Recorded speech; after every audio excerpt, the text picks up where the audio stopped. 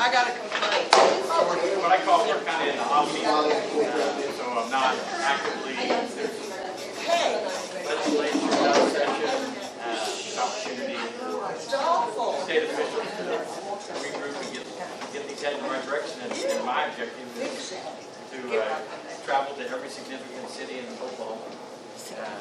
Last month, and the month of July, month of August. We can't hear anything. Two objectives, really. One, to identify what I think is important Why for can't we have a microphone? the state as it relates to your Attorney General, and secondly, to listen.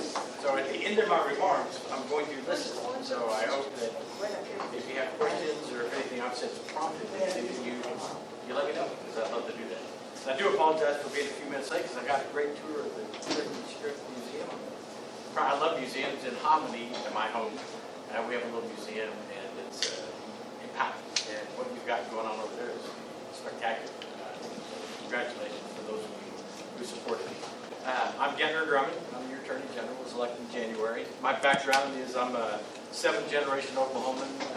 Came to Osage County before we stayed there. You've been there ever since, and I'm proud to be a rural member or member of our rural community. I don't consider Alva rural because you're like the top of the tropics for me. And you have so many great things going on with your university, the great public school system, government, and commerce, a lot of remarkably successful businesses and banks. So you're impactful to the state. So all this, ready to speak up?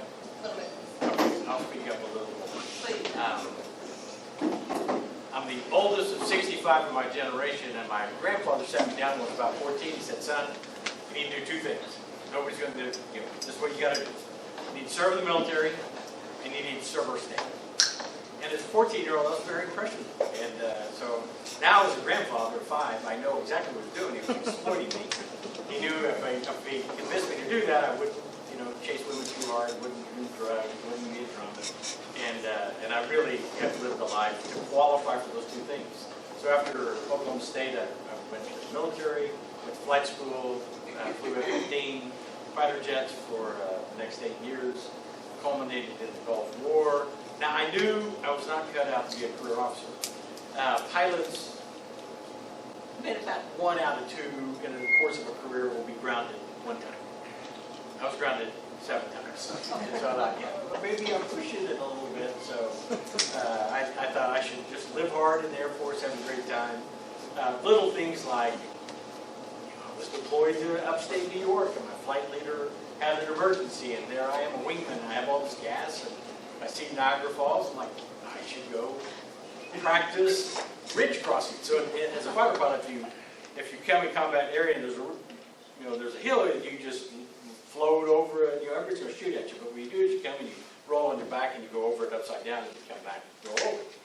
So I see Niagara Falls, and there I am on the water, and it's above me, and I'm so excited. And as I pitch my nose up and I roll inverted, there's a tourist helicopter that I didn't anticipate right there. And I butted negative G, didn't hit him. I was only 21. So I thought, the front part of the brain hasn't quite developed. I didn't know that at the time because I was the smartest guy I knew. But I landed, I thought, wow, thank you. And as I pulled in, parked my jet and walked in, and my commander was there, and he's like, you didn't happen to be over Niagara Falls a few minutes ago? I go, well, yes, sir, I was. And he goes, we have gotten thousands of phone calls from this F-15 that was showboating over Falls. So he said, you're young, you're going to learn. I got to do something to you. You're not going to fly for the next 2 weeks. I need you to think about it. And as a matter of fact, grab your gear and hop in the car. So I did. And he drove me to the Greyhound bus, bought me a ticket from Niagara Falls to Fort Walton Beach, Florida. I took a Greyhound bus, and he said, this is a learning opportunity for you to think about it yourself. So fast forward, 8 years later, and I'm leading the first mission of the Gulf War, and still not fully developed, but much older. So after the military, studied law, came back home, and continued on that path of that promise to my grandfather, that served in the military, and now I wanted to raise my family and give them the rural experience that I had. So they grew up 7 miles east of Hominy, Oklahoma, population 2,500, and they are now all emancipated, grown, married, 5 grandchildren, hopefully another 7 eventually over time, and very proud father and grandfather. But now, at the end of that business career, I was just in Weatherford.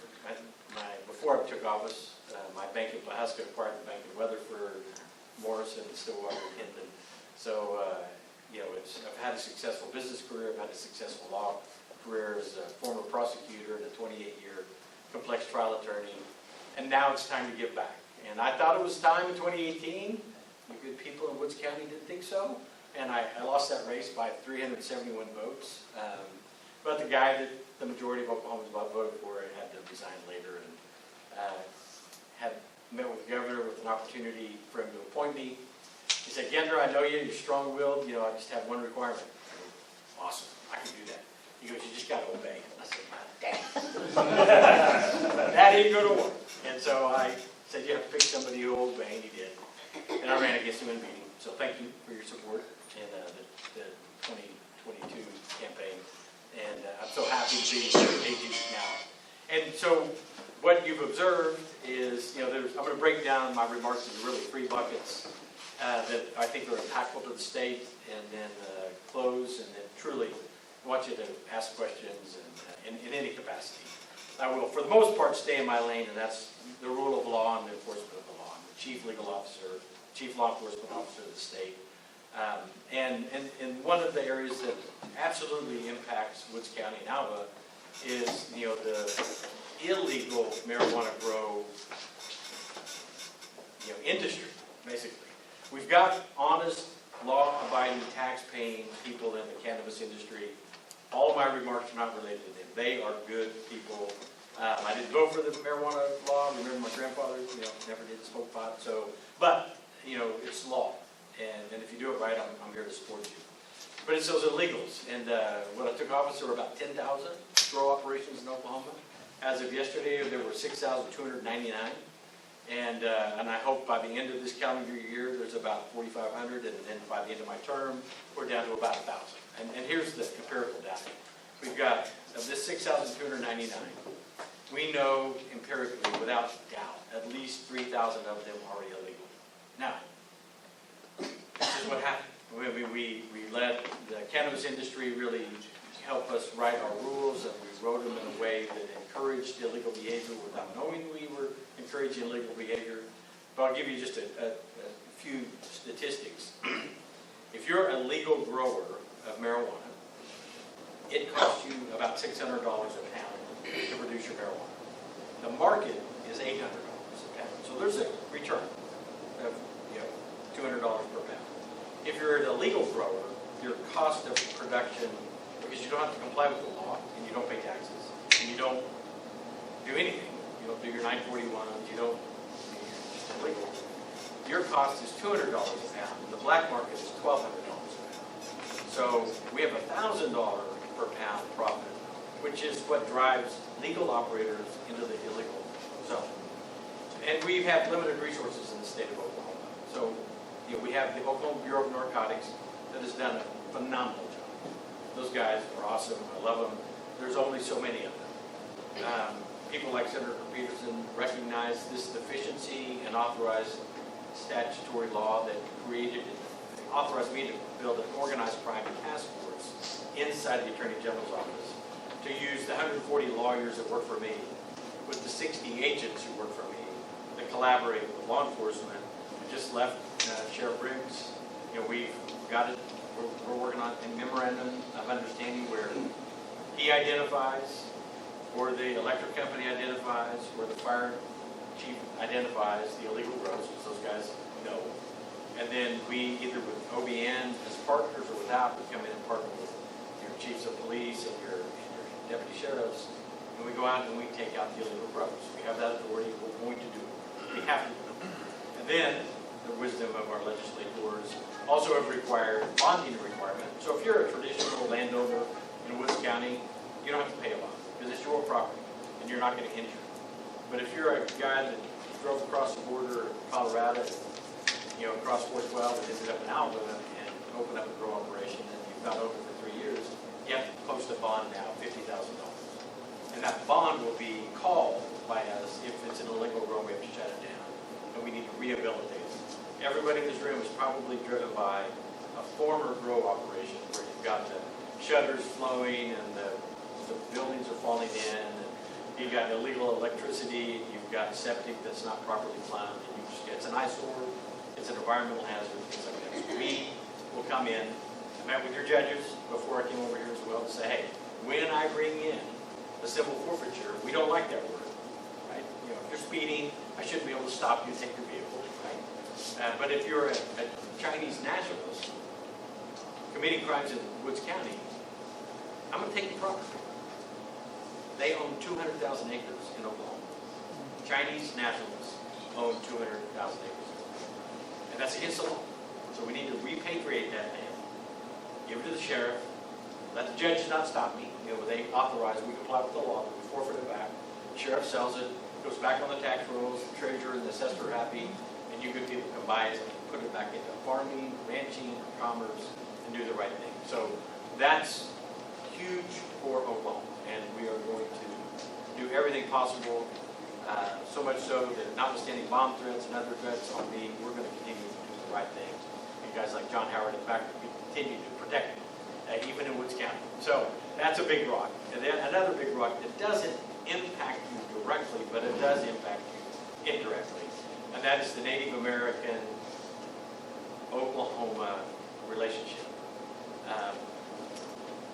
I'm going to diverge to give you a little history. In the 1920s, we have a lot of Native Americans. I grew up and live in Osage County. It's populated by Osage Indians.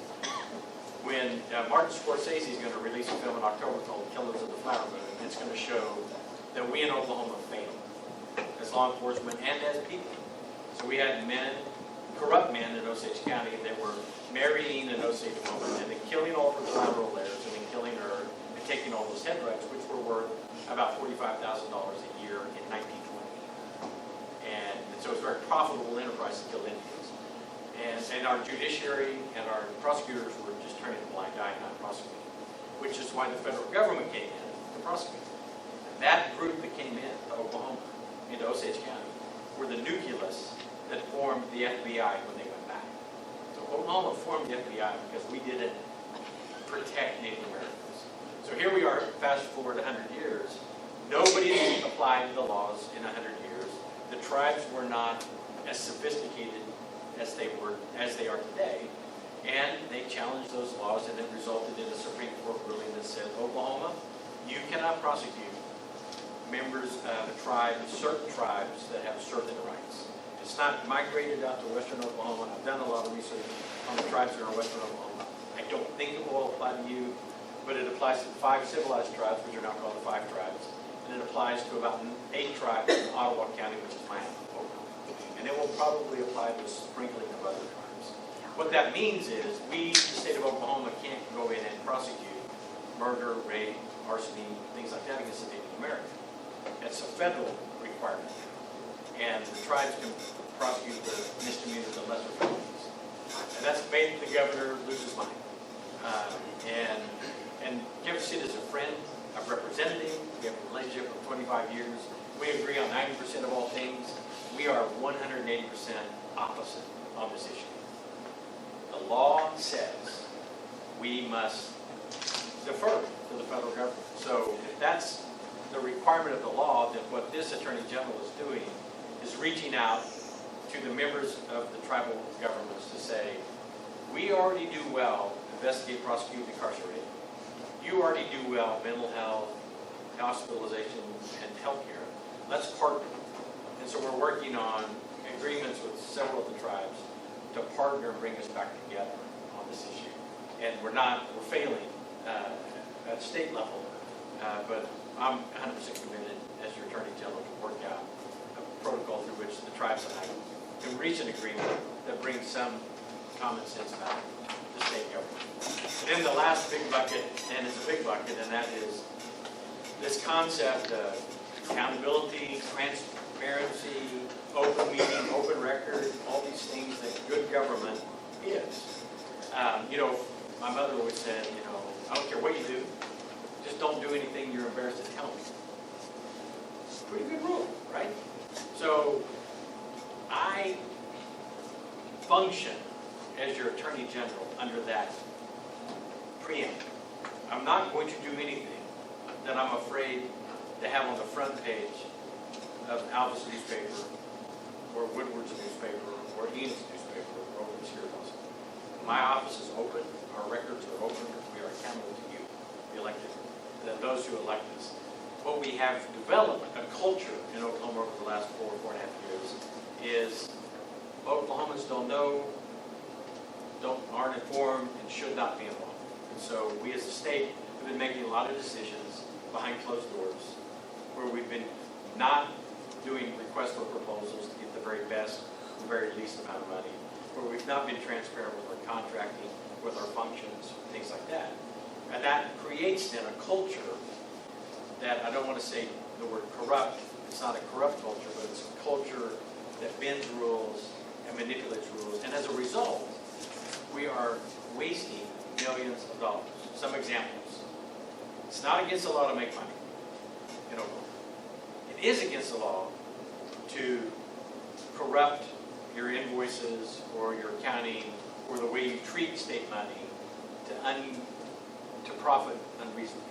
That would be the EPIC founders. I think the charter school concept is great, but the EPIC founders, we believe, and we're prosecuting them, we believe that they broke the law by manipulating the system, and the watchdog that was to watch them didn't exist because that watchdog was my predecessor, for whom they were maximum donors. And that's not the way the system should work. You know, my campaign staff returned scores of thousands of dollars to people that we knew we were going to investigate, because I just don't want this essence of corruptibility in the office. So we are prosecuting the founders of EPIC. We are prosecuting, investigating and prosecuting Mr. Swadley civilly or criminally under the tourism department. An example, tourism is led by our lieutenant governor, who's a great guy, and I really like Matt. He's never really been in business, doesn't understand invoicing, doesn't understand that process. But what would happen is invoices would be submitted to tourism for approval, and they would be approved in 5 minutes. And we're talking about hundreds of thousands of dollars approved in 5 minutes. That's not good governance. Good governance is, what's the support behind the invoice? Did you fabricate the invoice? Did you submit this invoice last month and we paid it then and we're paying it again? Things like that. We just aren't doing it at a state. So I'm coming in with that business background, bank ownership, business ownership, law ownership background, to just hold us accountable and use the muscles over the next 3.5 years such that I will give you an example. We have our Secretary of Education was appointed 3 months ago. She's a professor at Oklahoma State. 3 months in, she resigns yesterday. I think what you will find as the narrative develops about why did she resign is because she was being pressured to approve invoices of millions of dollars without supporting information. And her husband reports through a friend that every morning she got up and she goes, how will Gentner react if I do this? And that's exactly what I want state officials to think. If I do this, how will Gentner react? And if it's favorably, do it. And if it's the likelihood I'm going to be indicted, don't do it. So it's that habit that we're developing throughout state government. Now I have to give you a little story, which I think is reflective of Woods County values, and then I'll be quiet and I'll take questions. I mentioned I was a Gulf War fighter pilot. By now I'm a robust age of 28, and I got a lot of skill in the cockpit, so much so that I was chosen to lead one of the 4 strike axes on the first minute of the war in the Baghdad. And so my strike package was Southwest Baghdad, and as we crossed the border, we're barrage of anti-aircraft artillery and surface air missiles, MiG-29s launch against us. We repel them, push them, and they leave. And then as we approach Baghdad, the fighter bombers drop their bombs, and my number 3 and 4 man lead them out. I stay on target as the leader, and I'm the rear guard. I follow them out. And as we're following them out, about 100 miles to safety, I'm ordered to go north. I turn around, and I'm find the target. They told me where he is. He's about 100 miles an hour on my nose. And I'm at 35,000 feet, 1.2 Mach, 8 missiles. I'm pretty lethal. He's at 1,000 feet, and which means he's not lethal. His missile engagement zone is very narrow, mine's very big. And as I'm find him, and I acknowledge, and I know all I have to do now is run the intercept, and at about 40 miles, push the red button, at 25 miles, confirm the fireball, and I turn around and go home to safety. But as I'm running that intercept, I remember an experience I had as a 12-year-old. Living on the ranch, Chief Master Sergeant, retired, was in charge of a farming operation, and he took me on my first hunting trip. 12-year-old, over and under 410. The dog goes on point. I look and I see the quail move. I shoulder my shotgun. I shoot into the cubby. I kill 3 quail. I'm pretty proud of this. You hunters know what I did. Chief takes the shotgun, sets it down, blisters my tail. I'm crying, sobbing, carrying on. I go, Chief, what did I do wrong? He said, son, we don't shoot into the cubby. Honest to God, I had that thought at 35,000 feet and just King Kong, and I felt like I was shooting in the cubby. And as I delayed, that delay let my brain catch up with the jet. And in that cockpit, I decided that can't be a bad guy. It's got to be a good guy. So I run the intercept to bring him home. At 25 miles, I'm ordered to kill. At 20 miles, I'm ordered to kill by a new voice. And at 18 miles, I'm ordered to kill again by a third voice. And it's gone up in rank. These are the airborne controllers and the general officers that are controlling the airborne, and I disobey 3 direct orders. I run the intercept, put myself in harm's way, bring him home. He ends up being a friendly. We land in the same air base. He's a Saudi Tornado pilot. He gives me a formal bow. He goes east, I go west. As I pull into my chops, appropriately, I'm met by military police to escort me in because first night of the Gulf War, successful mission, and they're there to arrest me. So they handcuff me, they take my rank off, and they bring me in. I'm thinking, not going well after that first night. But that pilot tells his commander, comes across to the American side, and as I walk into the ready room in handcuffs, I'm met by a 3-star general who says, you didn't kill the Saudi prince. Give this man a distinguished flying cross. Take off his handcuffs. It's a great story, but it's reflective of what we stand for in Oklahoma. What that story means, and our young people live it, and you have trained them, and you live it, is that we in Oklahoma do the right thing regardless of the cost.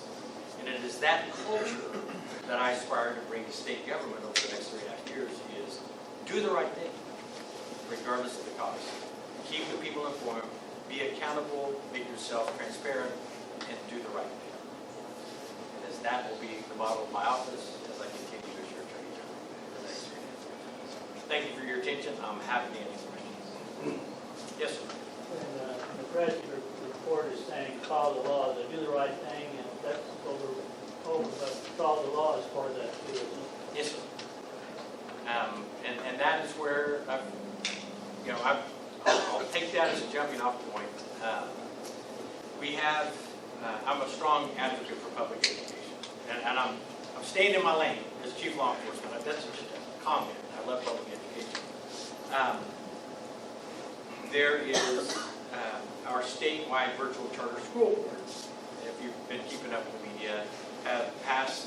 They've approved a contract with St. Isidore Catholic Church to do a charter school.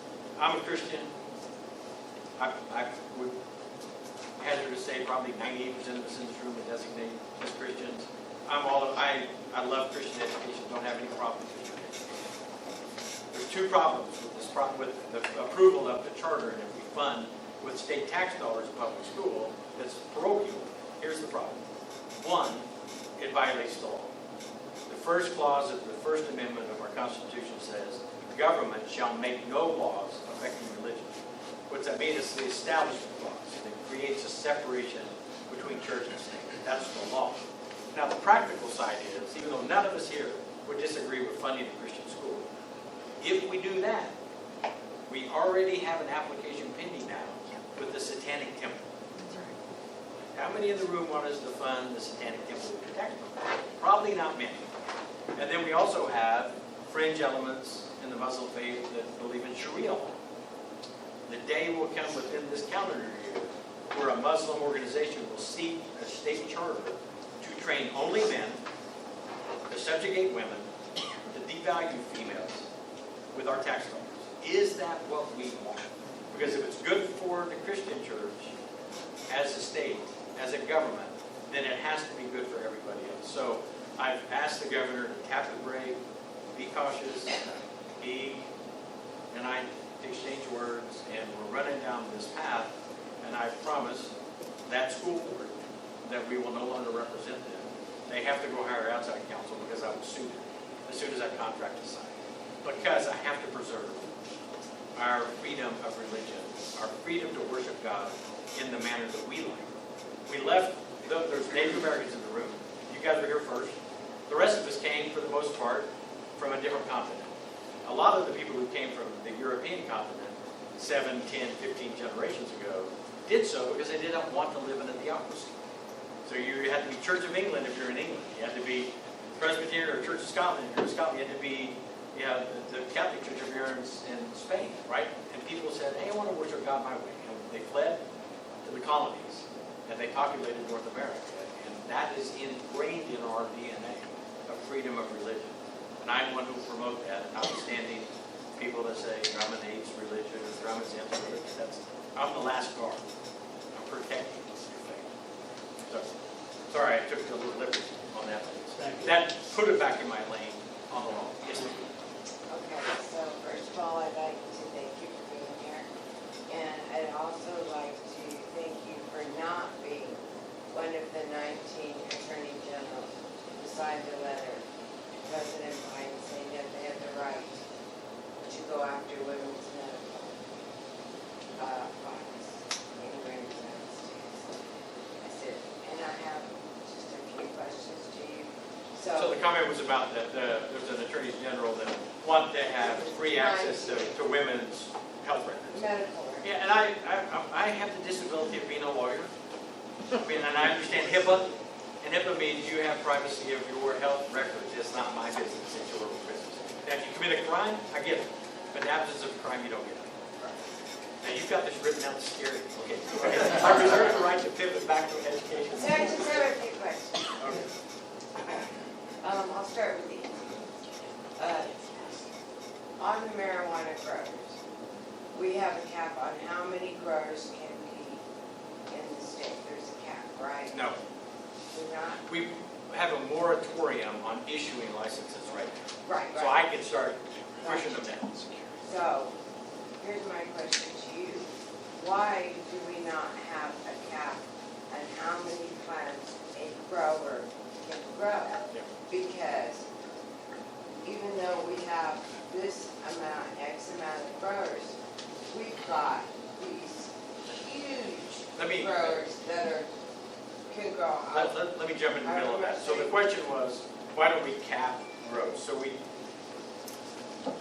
do have a moratorium, which means if you're an honest grower and you want to sell your license to an honest grower, we'll authorize it. We're just not going to issue any more. So there's been a lot of problems that we've learned. Senator Peterson has instructed me, and we've got good legislation. You can't, in the past, 6 months ago, if you're a bad actor, you would have 4 or 5 licenses associated with this physical address. So when law enforcement comes in and go, I've looked up your license and this is an invalid license. He goes, oh, no, I quit using that a long time ago, here's one. And I go back to my car and I look it up and I go, that's invalid too. He goes, oh, here's the real one. And then eventually I find one that's valid. Oh, crap. I can't go busting because he's got 5 licenses. So now we've restricted it such that you only have 1 license. We're not restricting vertical integration. A grower can distribute.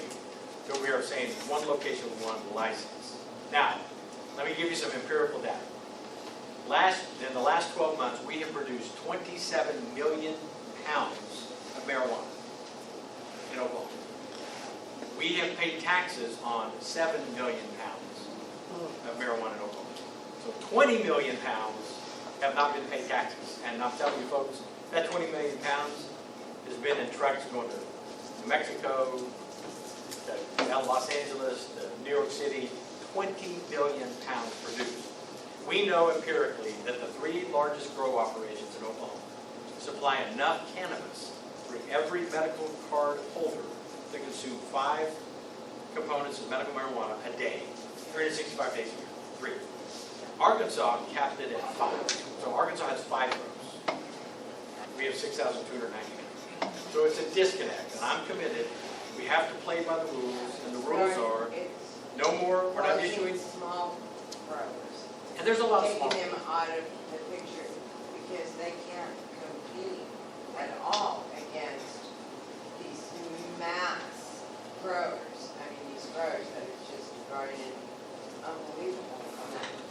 against the law. If you're legal, Right, it's fine. you see, that's Can I ask the a quick problem. question? Yeah, let me come back to you, but yes.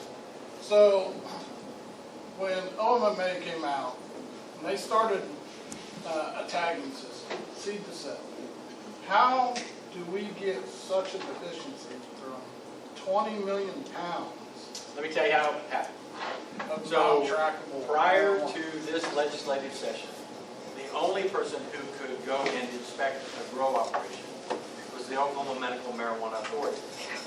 Their policy was, they called the day before, hey Jim, I'm coming out tomorrow. Guess what Jim does? Okay, all you guys without I-9s and legal, you got the day off, and get this bucket of seed to sales, and everybody put them on, and if we run out of stickers, let's take those to marijuana plants out the back. And so OMMA shows up, everybody's got a clean shirt on, they've got a name tag, they're all Americans, and every marijuana plant has a seed on it. Rules have changed.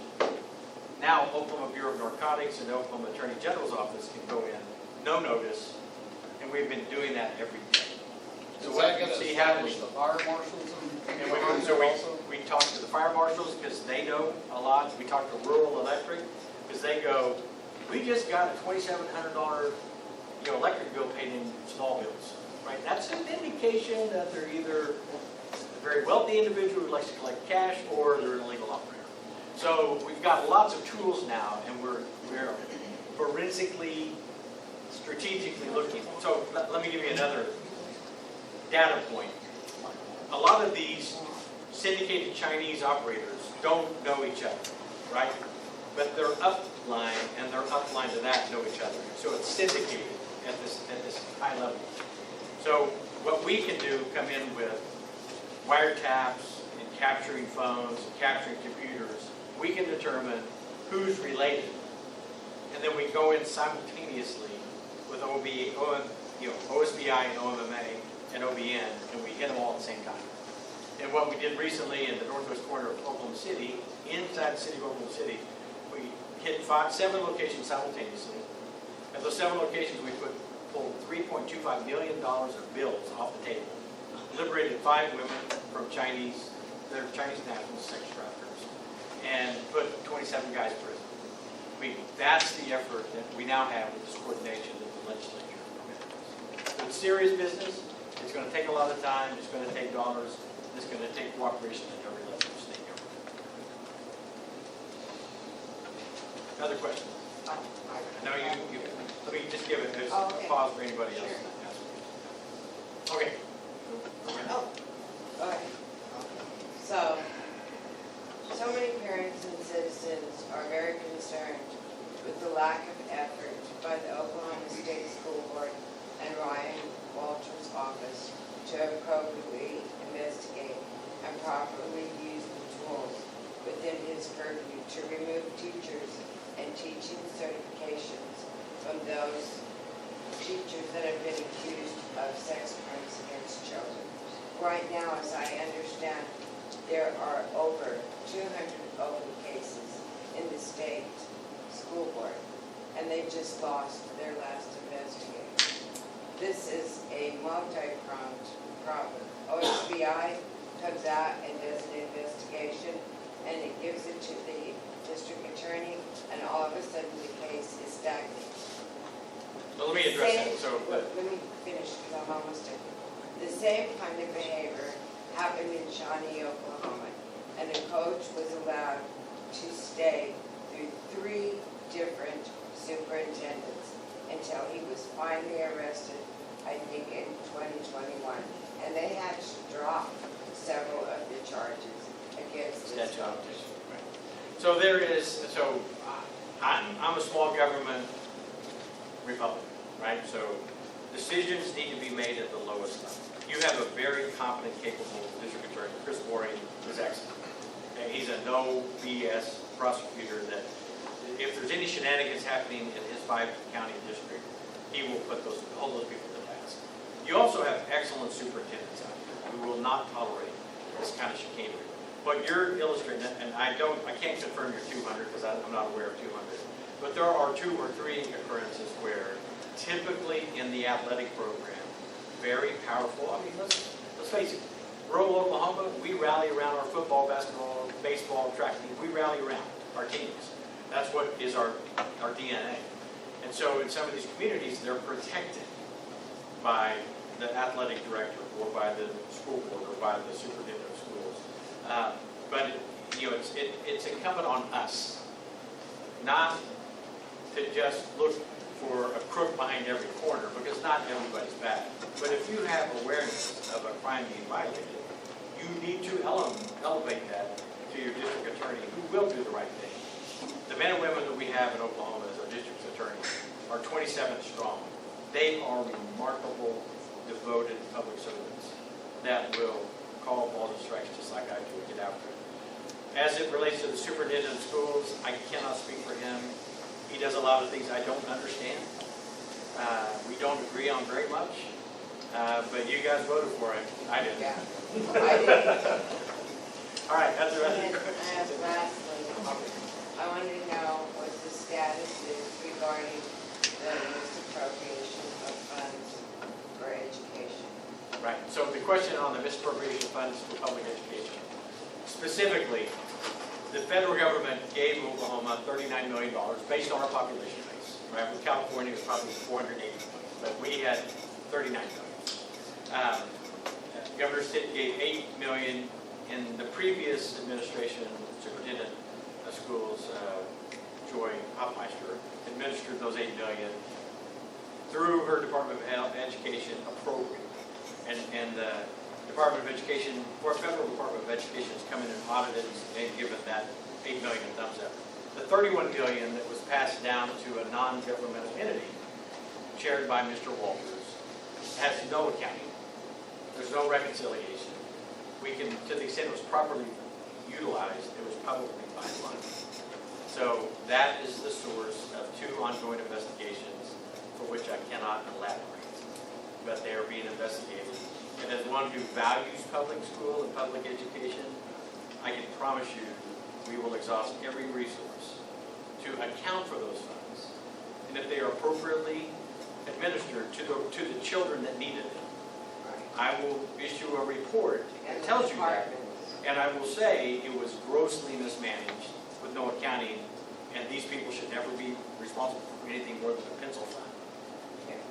But if there were crimes committed, I also promise you, people will go to jail. Is it going to jeopardize funds this year? We are, for the schools? we do have, because we are the subject of an ongoing federal investigation in the use of our school funds, 1, and 2, we have been dilatory in applying for federal funds, for which we all pay taxes. There's a likelihood of some of our funding being denied at a federal level, and for that it's inexcusable. I think that's malfeasant action by the Department of Education. All right, you guys have been great. Yes, ma'am. How far do you think the McGirt decision is going to take us in terms of whatever? This is what I know. And I will, of all the elected state officials, I will hold myself out as an expert in this area over all others. So to the extent the governor with his accounting degree and the attorney general with his law degree practice in Indian Territory all his life, I'll go with me. So McGirt is limited to criminal justice.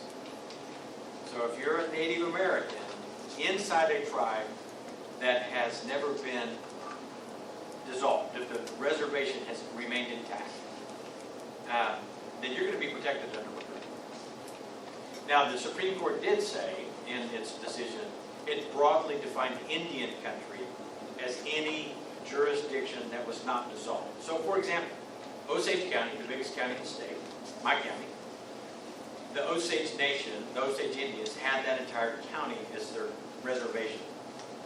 In 1985, federal Judge Ellison dissolved it and reformatted it. So the Osage Nation will never have that McGirt status. It will not be deemed Indian country. I would suggest to you that with not 100% certainty, with about 95% certainty, everything west of I-40, with the exclusion of the Chickasaw Nation, everything west of I-40 will remain non-Indian country. Big swaths of Oklahoma on the eastern side, Chickasaw, Choctaw, Cherokee, Muskogee Creek, Seminole, and Ottawa County will be designated Indian country.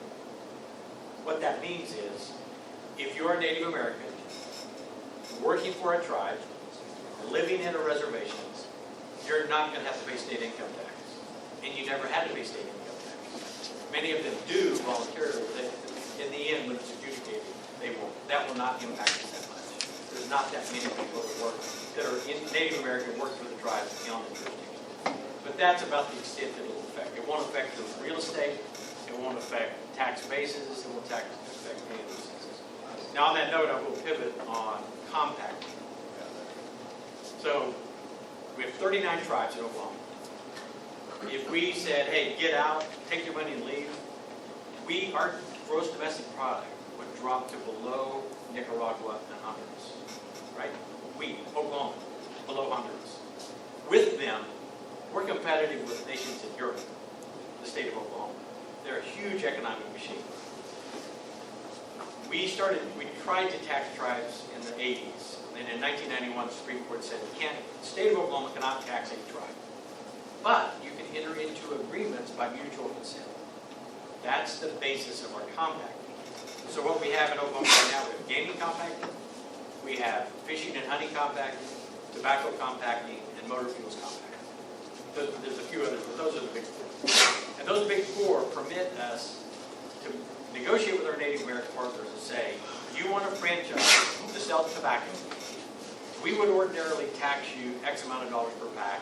Would you agree to charge them anything you want, but give us the benefit of that tax that we would have otherwise gotten in the form of a compact? And they have said since 1992, yes. So as a state, we get about $35 million a year of tobacco tax in the form of a compact. Right? That's a good deal. Or we could pound the table, stomp our foot, and say, we want more, and then go, respectfully, Governor, we get zero. Zero. They can sell a bazillion cigarettes, and we get zero. So there is a maturity level that must be accommodated when we're negotiating with Native American tribes, that a portion of something is better than 100% of zero. And that is a compromise. It requires adults, businessmen and women that will sit at the table in good faith and negotiate. And those opportunities continue to present themselves on a regular and recurring basis. You see that I came out against the governor on that issue. I'm intervening in the Washington, D.C. District Federal Court today. Yesterday I intervened to shut down that lawsuit. We've now paid New York City and Washington, D.C. law firms $700,000 to say that the Oklahoma Supreme Court is wrong twice. Our government has paid $700,000 to have the federal government, Joe Biden, come in and say, hey, Oklahoma, you're wrong, I'm right. And we can't have that. So I'm in the middle of that fight. I'll continue to be in the middle of the fight. Why? I'm an Oklahoman first. I'm going to do the right thing. Yes, sir. I appreciate your earlier statement about religious freedom and the Constitution. As a retired teacher, one of my concerns are the movement in several states trying to ban books. I know there was a proposal in June in the state legislature. I don't know if that passed or failed. But nobody in the history that I know of or I have studied have ever the good guys been the ones out there banning books. Okay, so I'm a historian as well. It's never been good for the guys banning books, right? When you look back now and we go, why were you banning that book? Oh, you were trying to hide something. So philosophically, I agree 100%. Now, on that note, though, I do believe we protect children based on age appropriateness. I have interviewed 40 librarians of our public schools. They get the message. They do not let the kindergartner have, National Geographic or whatever you want to draft it. They do age appropriate across the state of Oklahoma. Our school districts are keyed up to do the right thing. This narrative of we're woke and we're out of control is just the narrative for you to get fired Don't up the parents have and a donate role in this money also? to Mr. Walters. That's the objective of that whole narrative. It does not serve a purpose, and I agree with you. The parents have a role in this too. Sure, parents. You know, it should be a parent's choice, what they feel a child should be able to read or should not. But I mean, I think I can speak for most of you in this room. Beyond my parents, maybe my Boy Scout leader, my spiritual leader, my teachers were the most impactful people in my life. I can recite every one of my teachers by name today. I'm a 59-year-old man. I mean, I think the public schools serve a wonderful purpose. Thank you for your service. I do think our superintendents and our librarians are properly managing the books that are in our schools, and we're doing the right thing. Now, I've got a few minutes to hang out informally to visit with you. We have to get on the road before we're going to Woodward. This is a listening tour across Oklahoma. Speaking to Woodward this afternoon. We spend the night, and we're at Voice City tomorrow morning.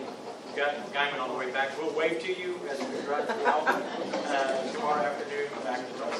Thank you so much.